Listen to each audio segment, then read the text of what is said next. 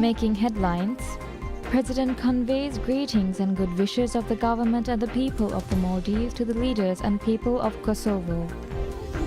Parliament approves the appointment of Tariq Ibrahim as the new tourism minister. Parliament endorses Mohammad Zahid as the president of the Elections Commission of Maldives and Abdul Rahman Salah Rashid as its vice president.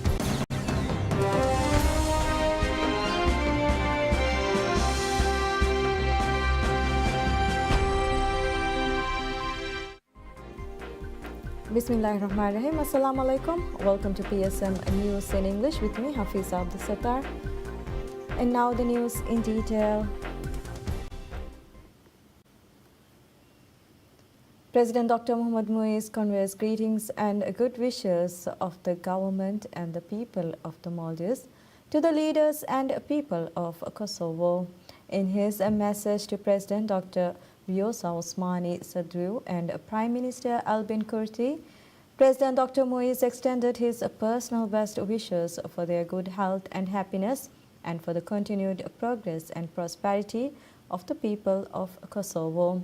Kosovo celebrates their Independence Day every year on 17th February. Maldives established diplomatic relations with Kosovo on 16th April 2009.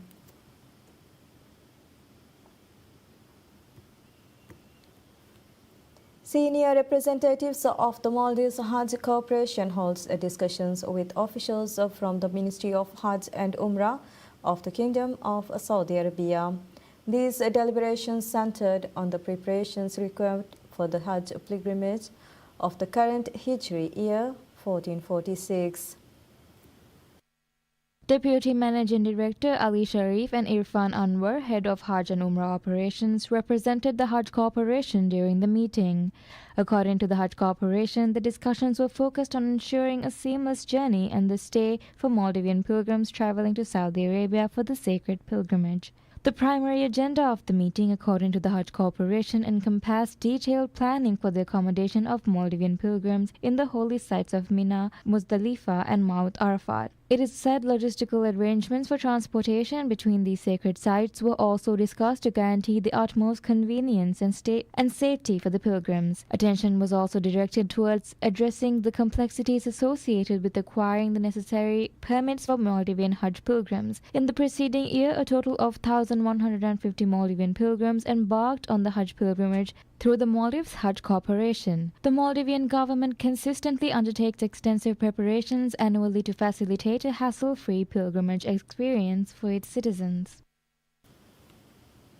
Parliament gives the green light to the appointment of Tariq Ibrahim as the new tourism minister. President Dr. Mohamed Muiz on 1st February merged the Ministry of Climate Change, Environment and Energy with the Ministry of Tourism to create a new ministry. Those Tariq makers, including the opposition, expressed confidence in Minister Tariq Tourism Ibrahim Faisal from his post. Faisal, who was appointed, the merging of the key ministerial portfolios, key agencies previously under the Ministry of Climate Change, Environment and Energy, namely the Environmental Protection Agency, the Utility Regulatory Authority, the Maldives Meteorological Service and the Biosphere Ministry, has assumed responsibility for several key initiatives including the climate change mitigation efforts, environmental protection, energy, water, sanitation, waste management, tourism and biodiversity conservation. The ministry will continue its previous efforts while also integrating new responsibilities. The President is constitutionally mandated to seek Parliament endorsement for ministerial cabinet appointments and ministerial portfolio changes. Parliament endorses Mohammad Zahid as the President of the Elections Commission of Maldives, ECM, and Abdul Rahman Salah Rashid as its Vice President. The duo, nominated by President Dr. Mohamed Muiz last week, were endorsed by 68 lawmakers. Under the recent amendments to the Commission Act, President Dr. is subject to Parliament endorsement. The Parliamentary Independent Vice President. Both Zahid and Abdul Rahman Salah were the latest appointments to the ECM. The two posts were vacant after the Parliament passed to dismiss ECM Vice President Ali Nashad and member Muhammad Asif following widespread allegations of corruption and abuse of power. The nominations of Zahid and Salah were approved by the Parliament during an extraordinary sitting on 15th January and were subsequently appointed to the ECM by President Dr. Muiz on 26th January.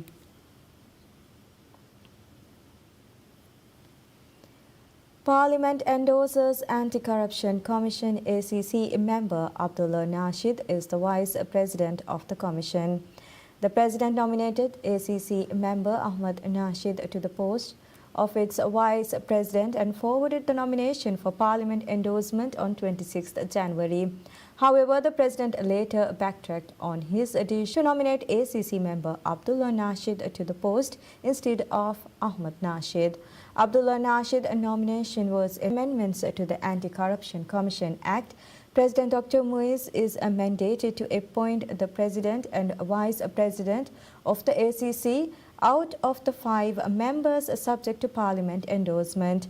Ahmad Nasheed along with Abdullah Nasheed were appointed to the ACC after ACC Vice President Abdul Salam and member Toha Muhammad had resigned amid serious allegations of corruption and abuse of power.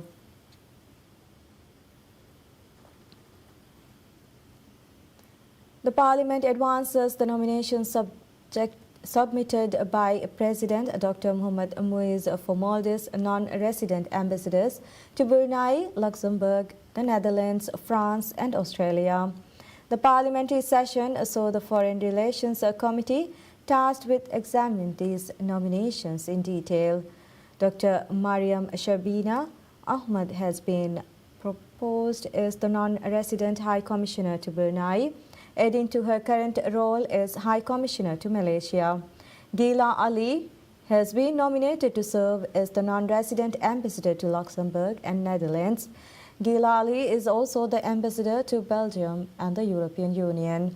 For the position of non-resident ambassador to France, the President has selected Irtisham Adam, who is presently the High Commissioner to the United Kingdom.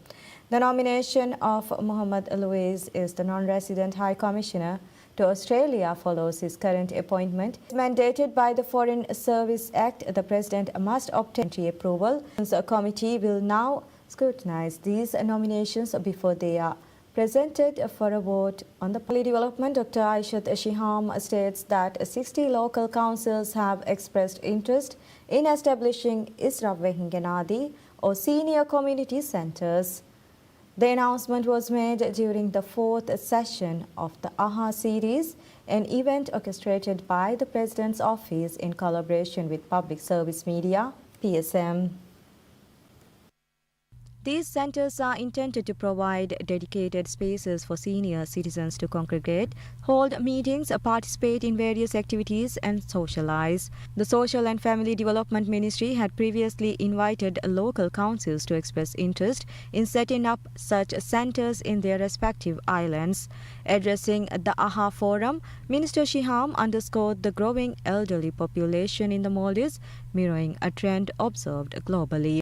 She said that a significant number of local councils had demonstrated interest in centers to ensure elderly citizens have designated activities, though approximately 6 identify suitable locations. She added that according to the minister, during visits to the outer islands, ministry officials have been engaging with elderly populations to understand the challenges and issues they face. Aligning with President Dr. Mohamed Muiz's electoral pledge, according to the minister, the administration is working on establishing medical clinics dedicated to the elderly and introducing programs aimed at elderly care. Reiterating the administration's commitment, Minister Aishat Shiham stated that President Dr. Muiz's government is dedicated to identifying and addressing the issues and challenges faced by the elderly. She said that the administration is currently developing a policy to allocate points to elderly individuals applying for government-run social housing programs, ensuring the protection and rights of elderly persons and enhancing their participation in society remain a cornerstone of President Dr. Mohamed Muiz's pledge. Establishing senior community centers nationwide is a pivotal aspect of this commitment. The first center was inaugurated in February 2024, with an additional center set to be inaugurated soon. cards to $1,500 for Umrah pilgrims. President Dr. Mohammad Muiz, who revealed the initiative on 10th February to support the financial needs of Umrah pilgrims. President Dr. Mohammad Muiz, who revealed the initiative on 10th February to support the financial needs of Umrah pilgrims. The revised transaction limit, according to BML, is applicable to Umrah pilgrims undertaking the pilgrimage during Ramadan and the first 6 days of Shawwal, with the increased limit exclusively valid for transactions made within Saudi Arabia. The bank specified that the increased foreign transaction limit will be applied to one debit card per pilgrim. BML is also collaborating with Umrah tour operators to ensure the pilgrims traveling through these operators can benefit from the enhanced limit. It has communicated all relevant information regarding the application process for raising the foreign transaction limit to Umrah tour operators, who will relay these details to the pilgrims. BML encountered Umrah pilgrims to contact their tour operators for comprehensive information on the increased limit. Independent travelers embarking on the Umrah pilgrimage can also benefit from the increased foreign transaction limit. BML outlined that such individuals can apply directly to the bank to raise the limit of their debit cards. The bank said the applications should be submitted 5 days prior to departure, excluding public holidays. The application process is streamlined through the BML mobile application, where pilgrims are required to provide copies of their passports and tickets. The foreign transaction limit for Umrah pilgrims during Ramadan has been increased to USD 1,500 in addition to the standard foreign transaction limit of USD 250 available to all BML customers, bringing the total permissible limit to USD 1,750. Umrah pilgrims are also entitled to exchange up to USD 500 before departure, a service available to all local passengers departing from Velana International Airport, VIA.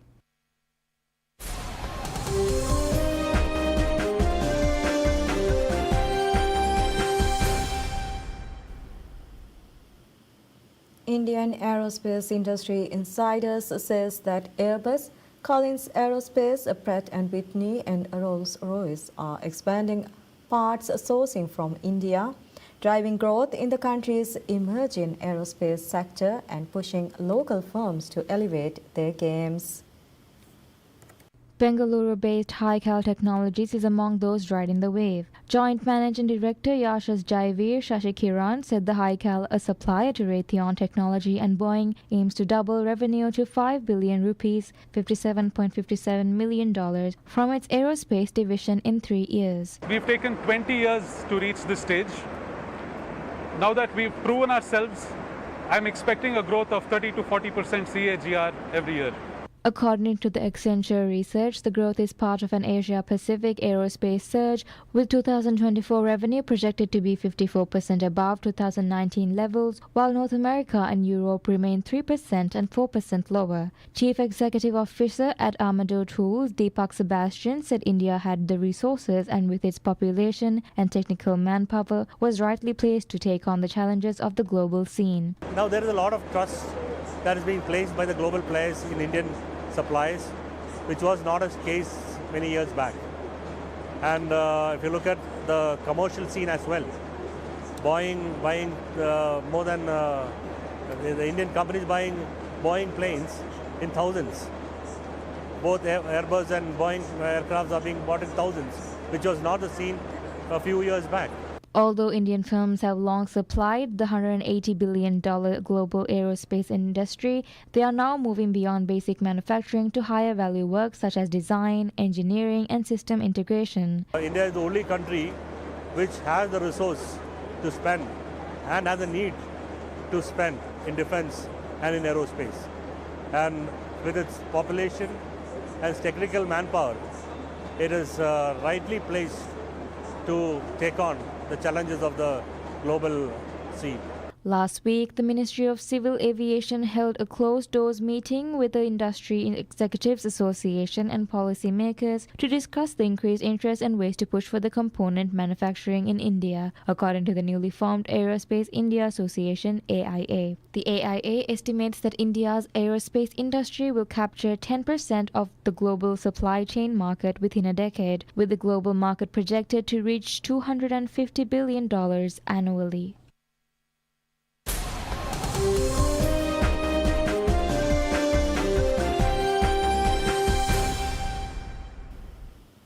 U.S. President Donald Trump repeats his support for Israel's next actions in Gaza. Trump said he told Israeli Prime Minister Benjamin Netanyahu to do whatever you want as hostage releases between Hamas and Israel were negotiated. Hamas released 3 hostages on Saturday, February 15, before a key deadline. Trump added, but that will be up to Israel. What the next step is in consultation with me. I told Bibi, you do whatever you want because, my statement was they got to come back. Now, the reason I made that statement because they said they weren't going to deliver, they were not going to deliver the people that they said they were going to deliver, that they agreed to deliver.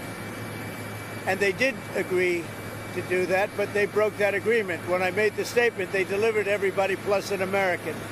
Now, the good news is they look like they're in pretty good shape because the people from the week before didn't look like they were in good shape. They looked like Holocaust survivors, frankly. Horrible. Whatever happened to them was horrible. But that'll be up to Israel what the next step is, in consultation with me. Peace through strength. You understand that, right? It's called peace through strength. They contracted for those weapons a long time ago in the Biden administration, and then Biden wouldn't deliver the weapons. But I look at it differently. I say peace through strength. They were sitting there. Nobody knew what to do with them. They bought them. But I believe in that very strongly. Trump's comments come as Netanyahu repeated his support of Trump's plan to resettle Palestinians to emigrate from widely in the Democratic Republic of Congo is a chaotic scene. 3 rebels have been pushing south towards Bukavu, the second largest city in the Eastern Democratic Republic of Congo since they seized Goma, the largest city, at the end of last month. They reached Bukavu's northern suburb Bagira on Friday evening and took the city center Sunday morning. We are all very, very concerned about an open regional war over Eastern DRC. And this, we reiterated the need for caution and the need for M23 and its supporters to disarm and withdraw from the Goma airport and other occupied territories. This new escalation should not become an open conflict that will disrupt and impact on humanitarian activities and the already very weakened social fabric in the region. The only way to solve the problem in Eastern DRC is for all parties to sit around the table. The situation has raised fears that the region could slip back into a broader war reminiscent of conflicts in the 1990s and 2000s that killed millions. Ukraine's President Volodymyr Zelensky and his wife Olena arrives in Abu Dhabi, UAE, days after the country told the United States it wants to host talks aimed at ending the war in Ukraine. Ukraine said on Sunday the official visit would give the opportunity to Olena Zelenska's humanitarian program to ensure that still more of our people are able to return home from captivity, as well as investments and economic partnership. 3 days ago, on February 13, 3 people familiar with the matter told Reuters in the US and UAE that UAE officials had proposed to host a peace summit. 2 of those people said such a summit could eventually include a meeting between Russian President Vladimir Putin and Zelensky. Another source close to Trump said the UAE had emerged as top candidate for the first meeting between Trump and Putin. The Kremlin said no decision has been made. When asked for comment, the White House referred to the US President Donald Trump's remarks on Wednesday. The UAE Foreign Ministry did not immediately respond to a request for comment. Asked about the visit during his Munich meetings, Zelensky said on Friday his wife was involved in humanitarian work in the UAE.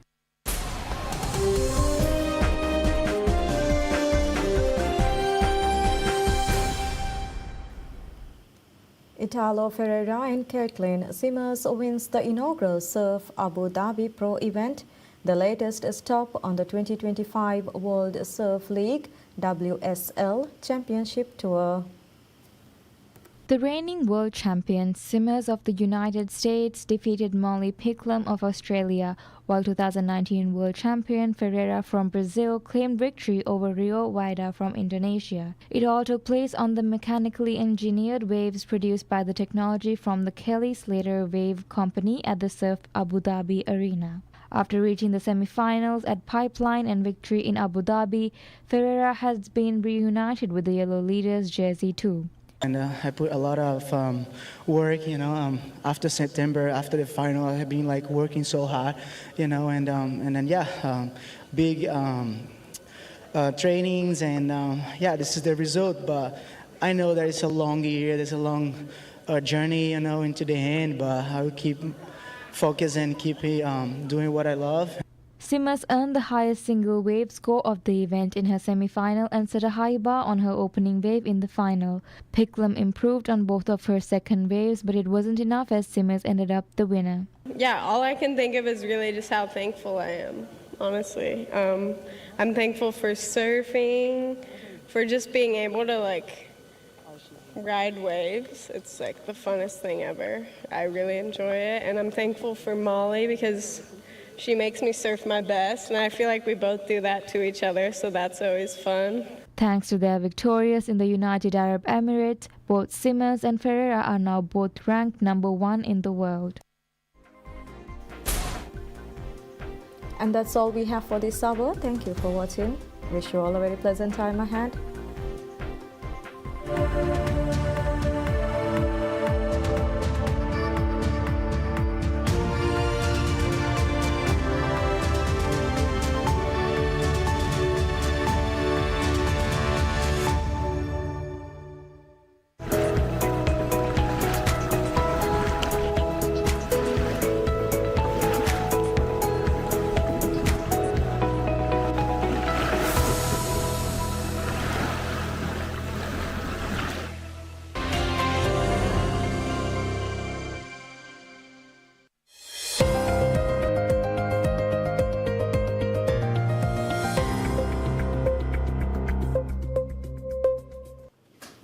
Bismillahirrahmanirrahim. Assalamu alaikum.